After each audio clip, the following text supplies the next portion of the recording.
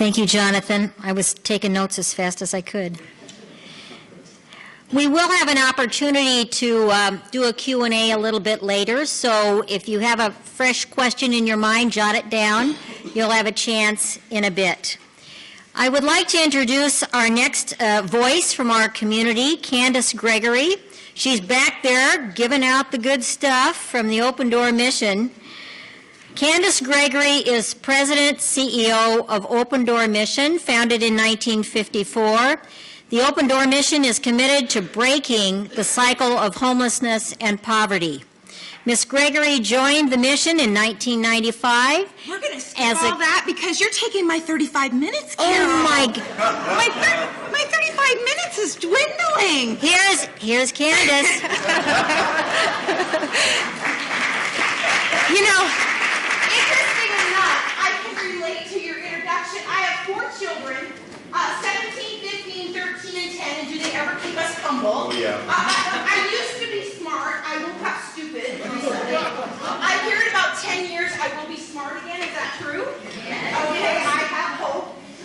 You know, when my oldest was a kindergartner, it was at school, and you invite your parents, and they get their portion. They said, what does your mom do? And she works at Open Door Mission. I'm beaming, he said, in Open Door Mission.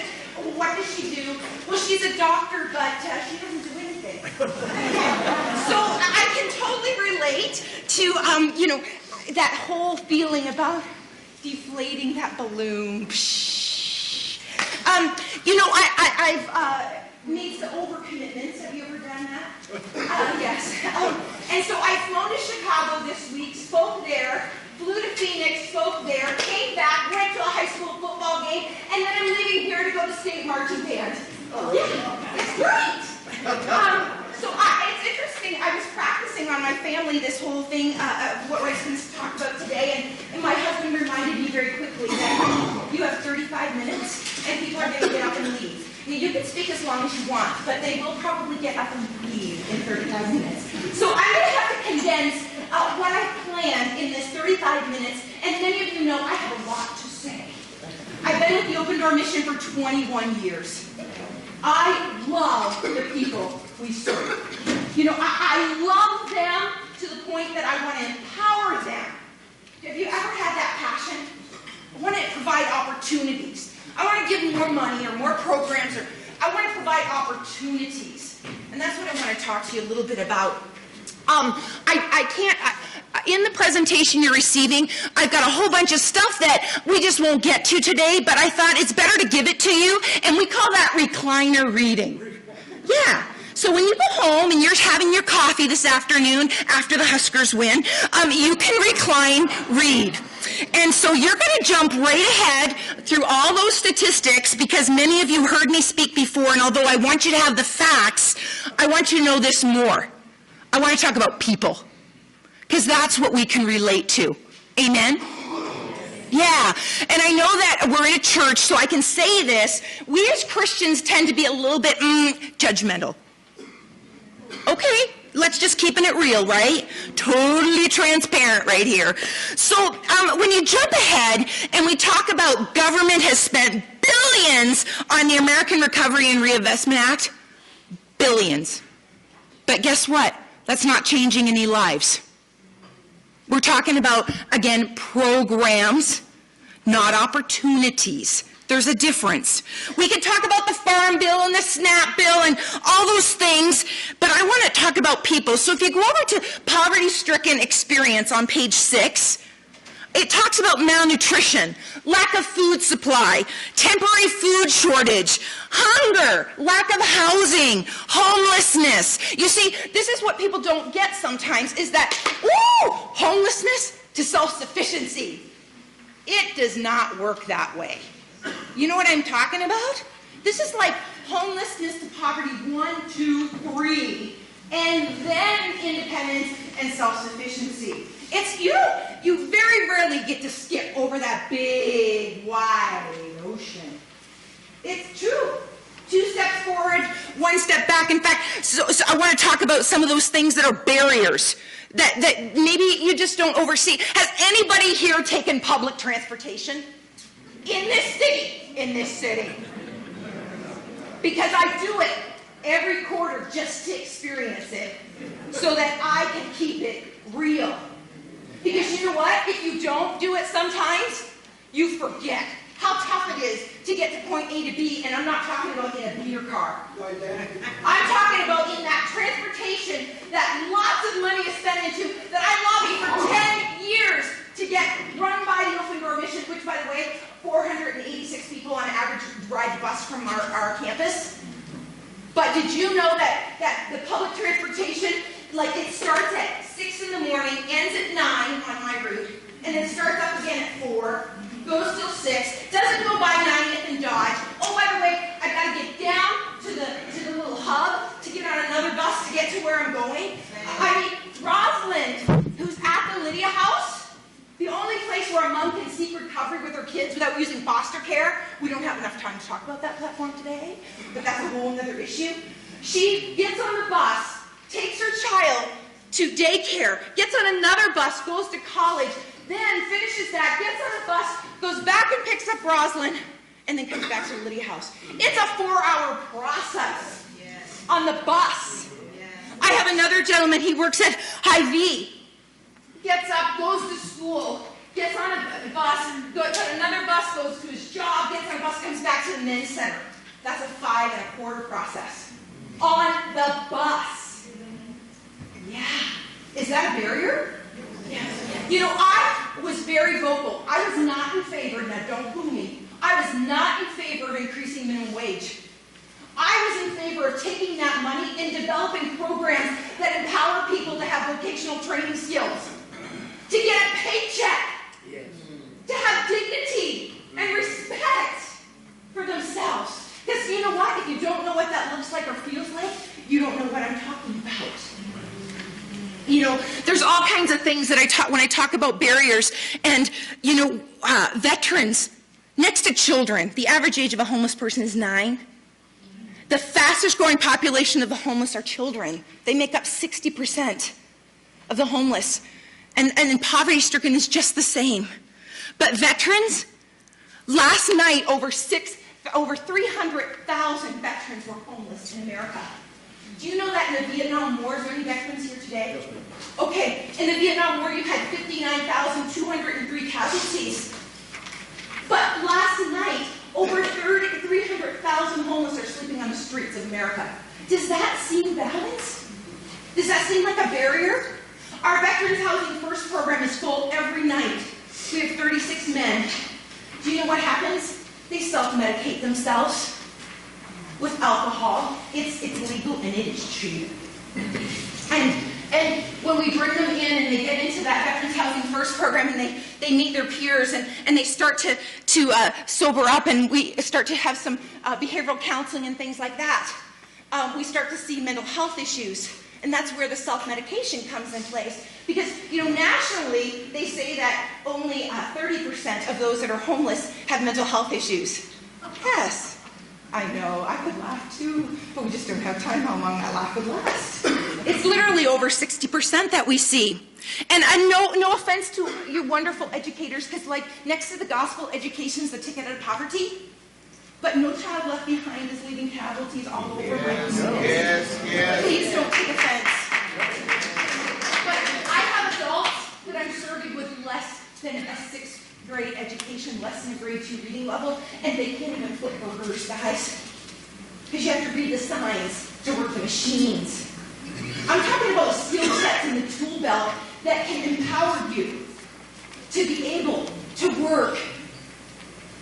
You know, we have our 3 learning centers at the Open Door Mission. They're free, and so you don't have to live there to receive services that we offer. You don't have to live there to eat. We serve 2,000 hot, nutritious meals a day, and we have over 816 shelter beds, safe shelter beds. And last night we slept 120 women and children on the floor on mats. Yeah, our next facility will be a new Naomi Center for women and children because we don't have enough services for women and children. But I share that with you because in our 3 learning centers, I have enough students to fill an elementary school.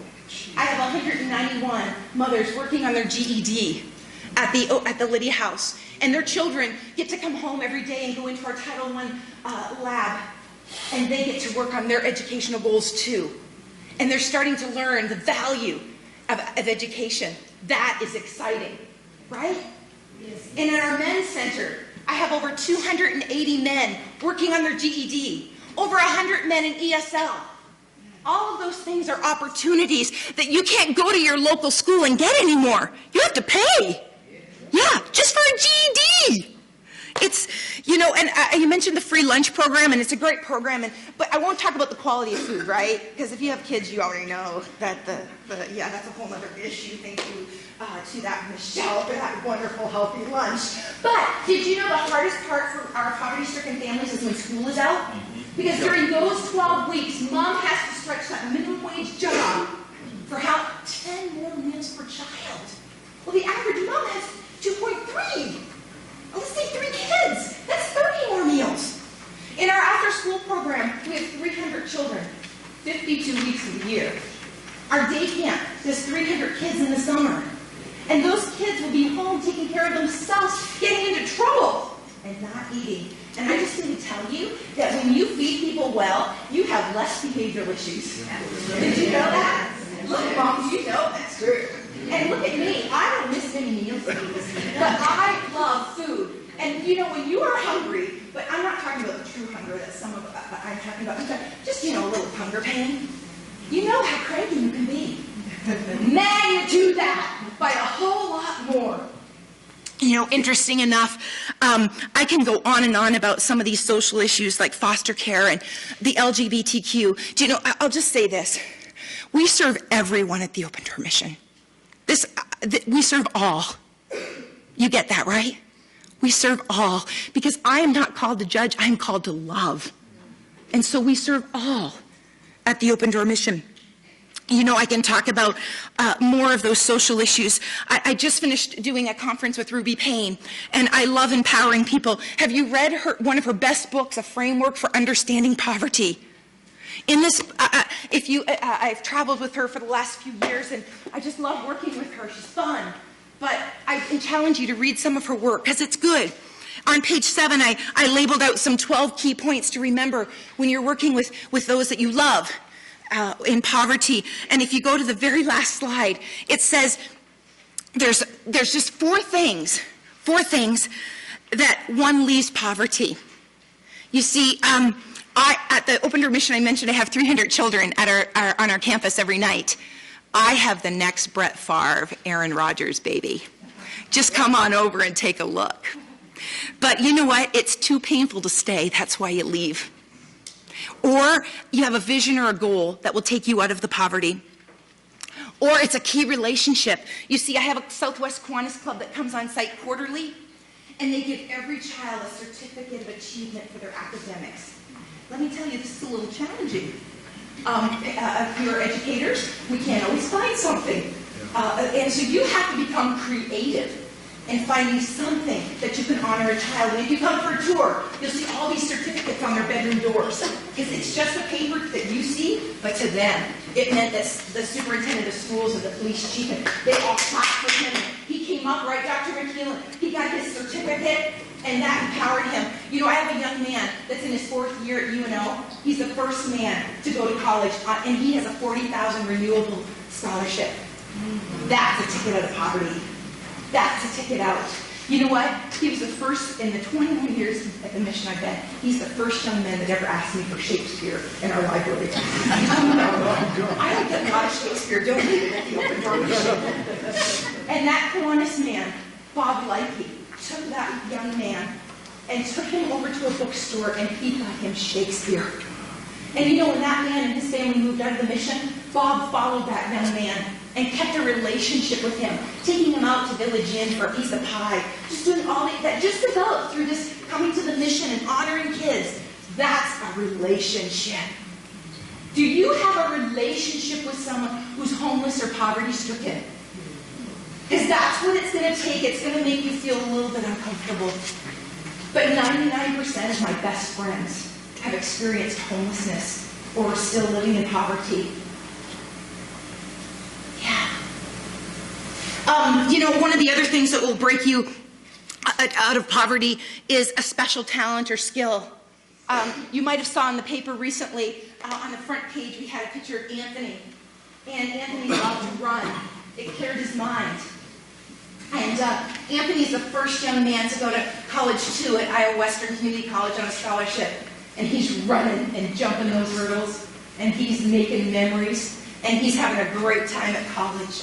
But again, we had an Optimist Club come in. And they started working with our kids, reading to them. He was an F student.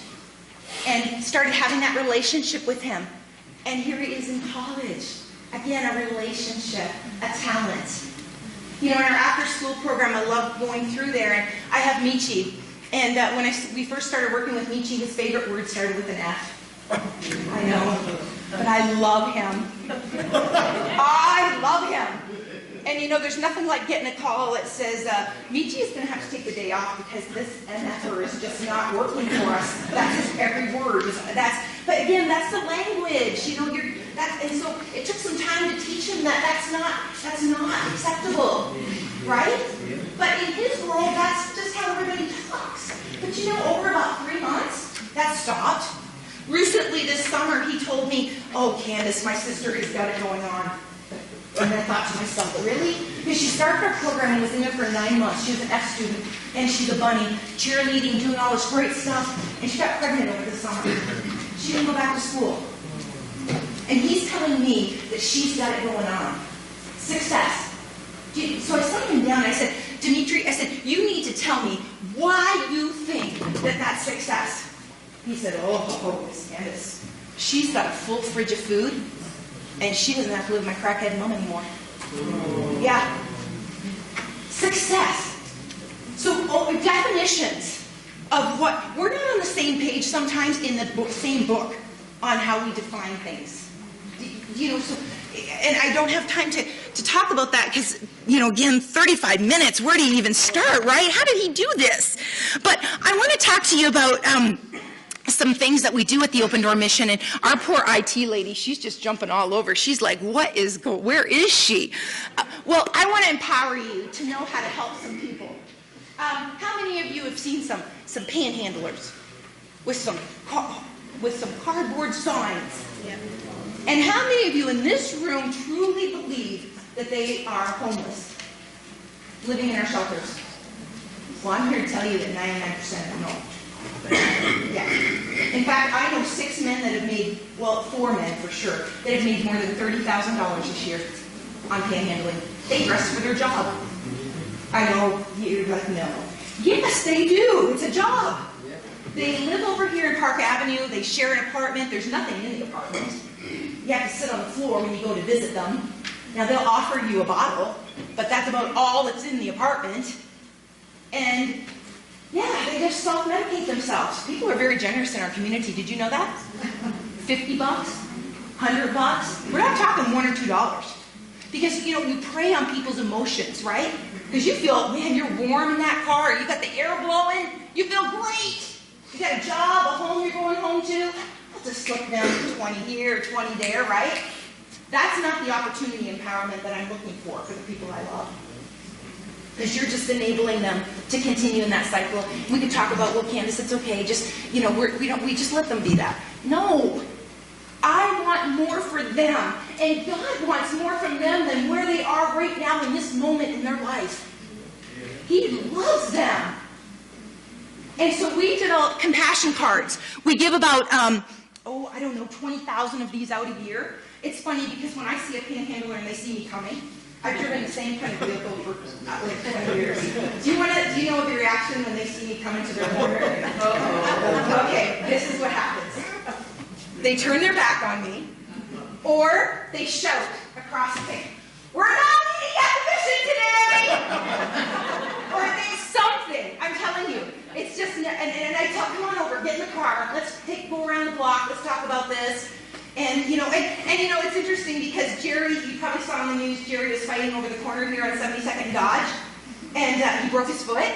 So when he comes to the mission, and he comes back to the mission, he goes, I know that in the guidelines it says that the community is providing for my meals, my lodging, and everything is free, and I'm not to be panhandling, but I just couldn't help myself. I needed a bottle. Just couldn't help myself. So now Jerry's foot's broke, so he's stuck in the courtyard in the day room. He cannot go anywhere unless he gets on our shovel van. And so he has been sober the last 3 weeks. He's a different man. Now the first week was kind of rough. But you know what? He's much more lovable right now. He's a great guy. And there's hope. There's hope. If you'd like some compassion cards, I brought some today. They see free shelter, free food, free transportation. On the back side, it has our phone number because we go out and pick people up, and it has where we pick them up. So if you would like to put those in your, you know where you like put your cigarette little package, but nobody does that anymore? Just stick them in there, and then you have them. You know, I also know that people show up at your church and place of business, and they need help. And so that's why our number should be in your call phone. So it's 422-1111. And you just call and you say, can I speak to the staff on duty? And we go out in twos and we pick people up. And we bring them back. And we stabilize them for about 72 hours. That means, meet your basic needs. Many times they haven't eaten, they don't have clean clothes, and those kind of things. It's a little bit interesting because I am the Dewdrop-In Center for a one-way taxi cab from the hospitals. No offense, nurses.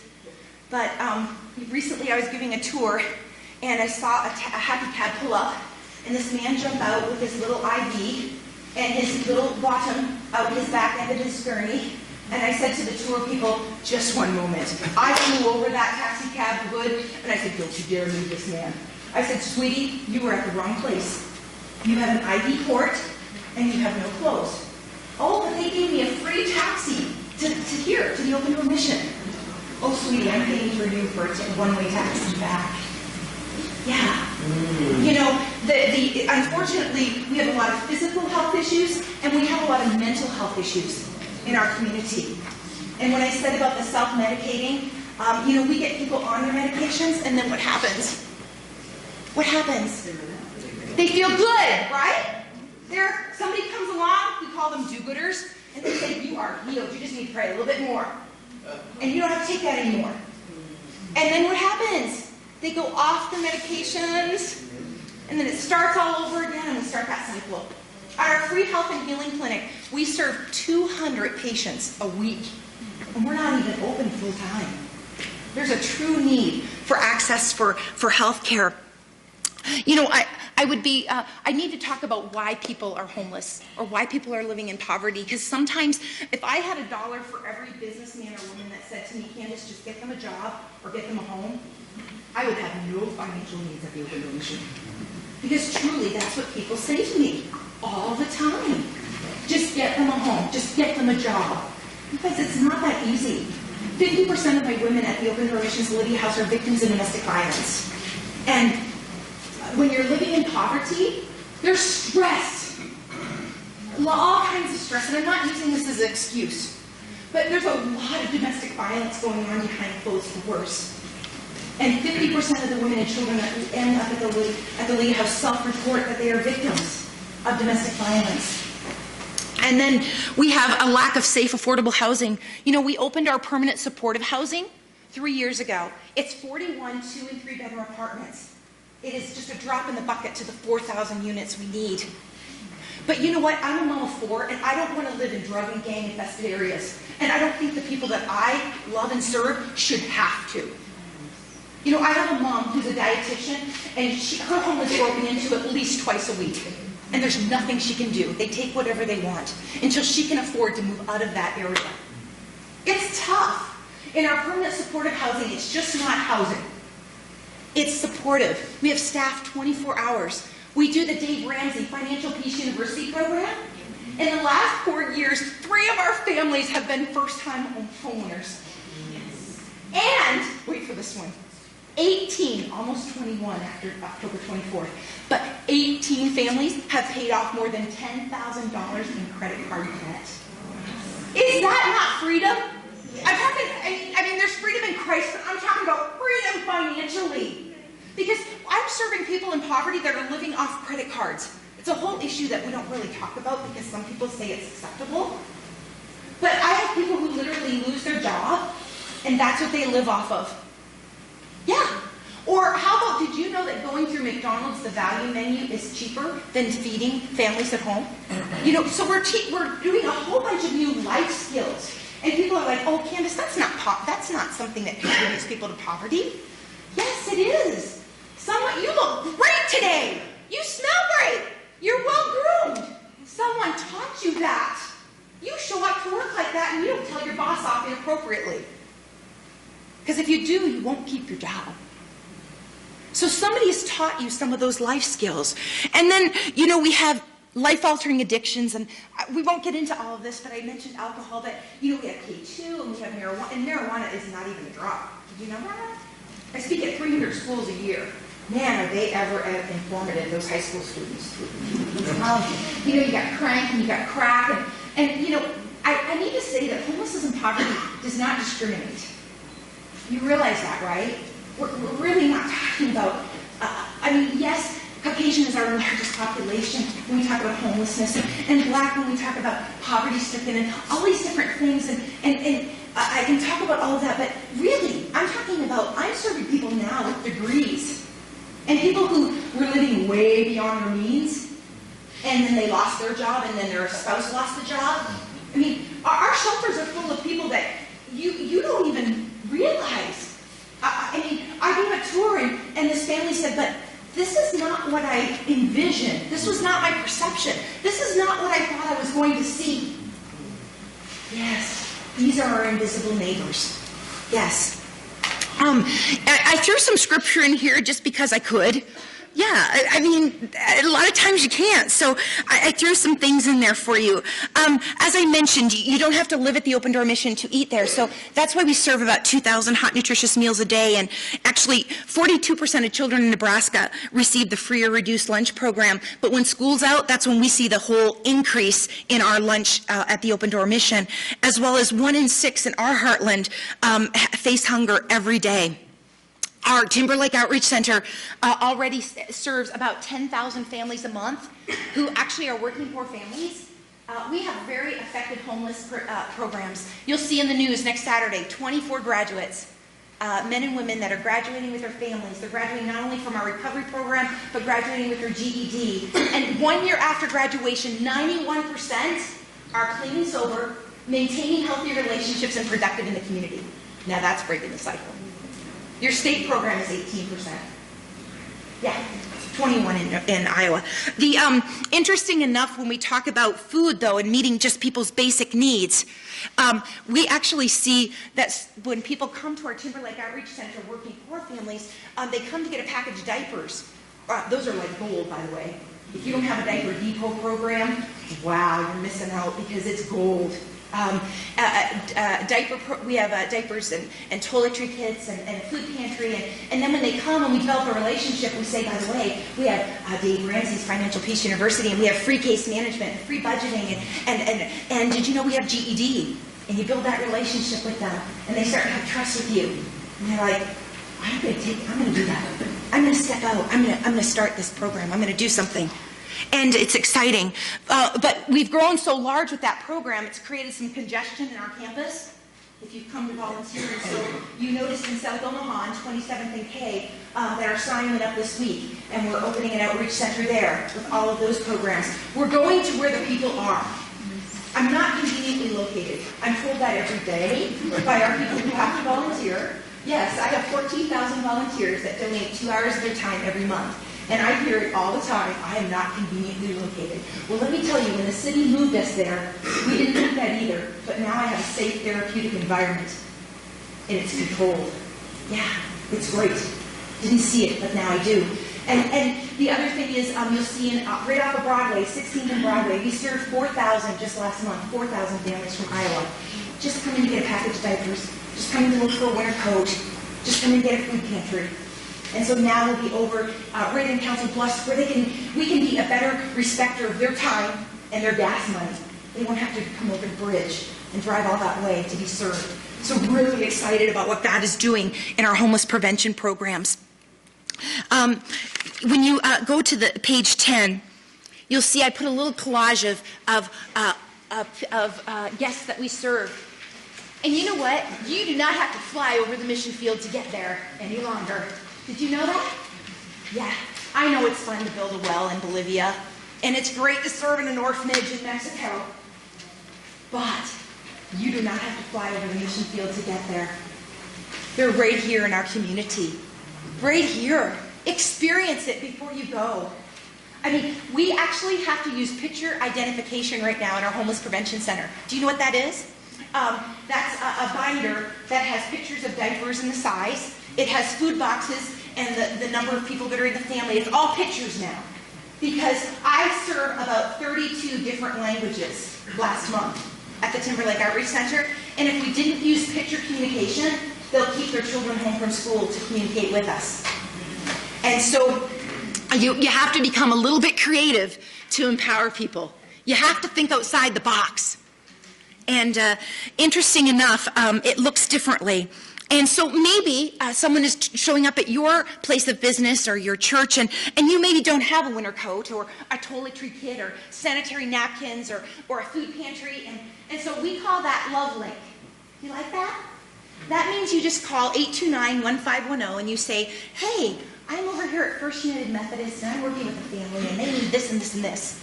And the team there gets it together, and then you come and get it, and you deliver it to the family in need, and you develop the relationship with them.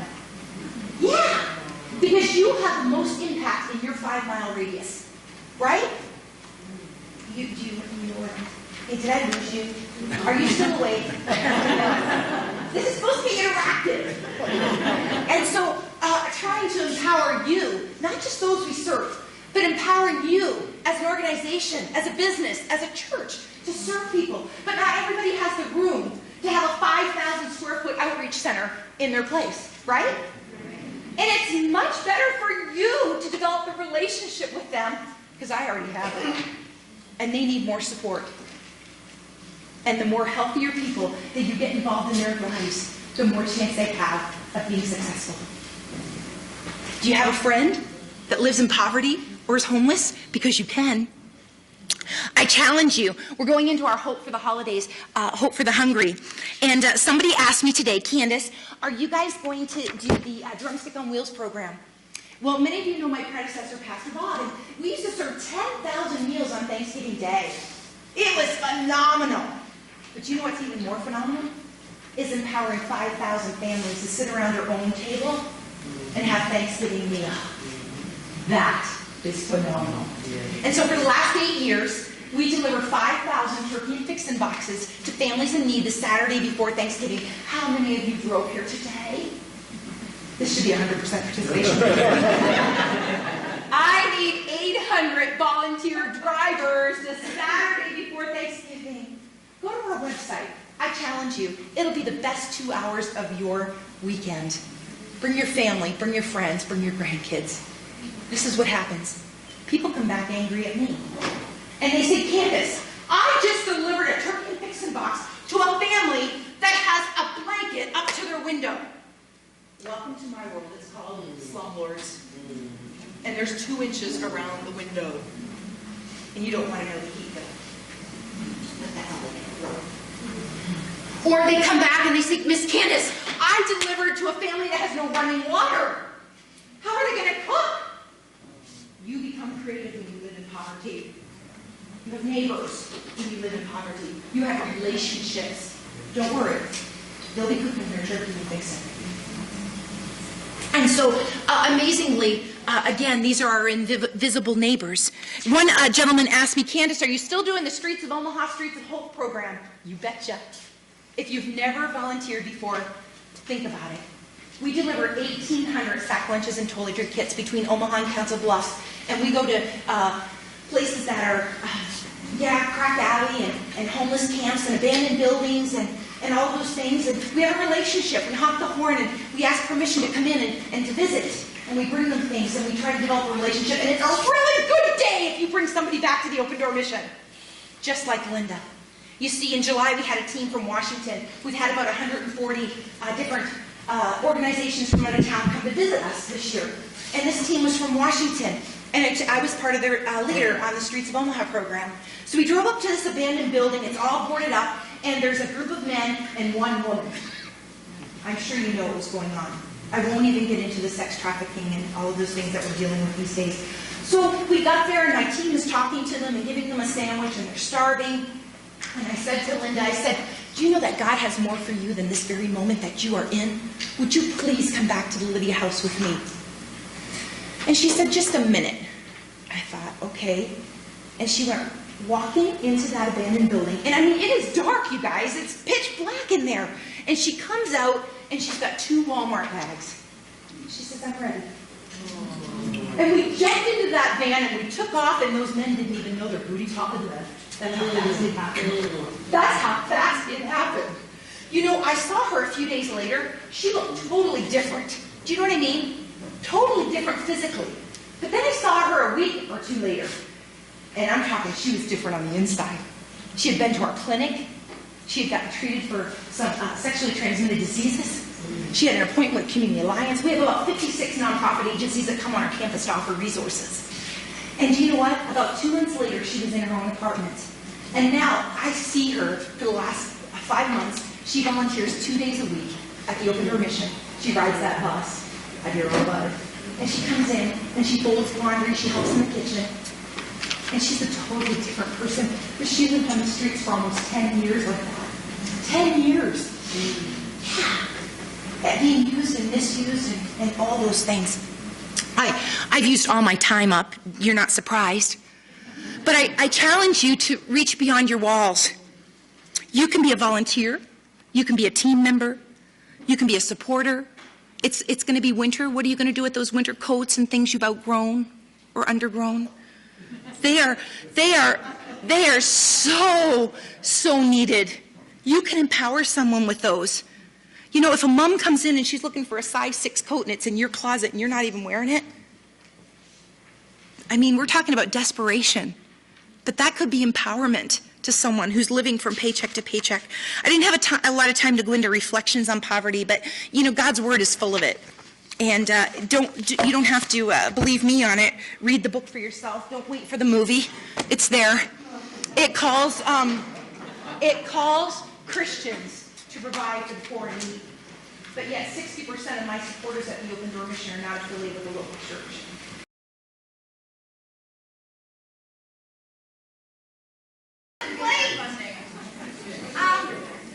Yes, I'm coming. I have a $24 million budget annually, so I have to raise that every year. We just completed a $36 million capital campaign, so we have 4 new buildings. So just to clarify, when we did our $36 million capital campaign, we turned over every stone. Do you know what I mean? And we used tax credits and grants and foundations and all of those things. And then our donors matched almost every dollar. So we're debt-free. Do you like that word? We sure do at the Open Door Mission. We not only preach it, we teach it, and we live it. And then that $24 million, just so you know, 99% comes from individuals in our community. Yeah, 99%. We say that because at businesses and churches, individuals make the decisions. Yeah. So does that answer your question? We just finished our audit. 88 cents of every dollar goes directly to guest services. So our fundraising administration is 12 cents on the dollar. Great. Does that help? We're good stewards. Sir? Here's a microphone. A question for Candace. Of the clients that you serve, like how many of those are tied to, I guess, generational poverty? Yeah. You know, I got into some of that in the PowerPoint about rural and generational, and because there's about, there's a lot of different poverty terms that we didn't have time to get into. Unfortunately, because I've been at the Open Door Mission now for almost 22 years, this is heartbreaking. I'm now seeing children that were born at the mission coming in as my guests with their families. And so that's hard. It's really hard. And so I don't have those stats with me today, but it is higher than I'd like to say. But if you email me at cgregory at Open Door Mission, I can pull those stats from you. We have an HIMS system. We do track it. I have a lot of numbers in my head, but that's not one. But I do want to say it's close to 40. It's in the 30 percentile, close to 40% at this time. And then it's different between homelessness and the poverty. Like the numbers are different in those that are living in our homeless programs versus our homeless prevention programs. Like, one thing we're not talking about policies and programs that need a rehaul. We're talking about scrapping and restructuring. You know, when you have a program that allows a mom who goes to school, works, and because she makes more than $30,352, she loses her food stamps, she loses Title 20. But if you stay home and you do nothing, you get everything? Where's the incentive? We're not talking about rehauling. We're talking about scrapping and restructuring, because that person should get everything. But that's not how it works. So when you talk about educating our policymakers and let me tell you, that is draining, because it is frustrating. You keep going to Washington, you keep going to these task force, and nothing changes.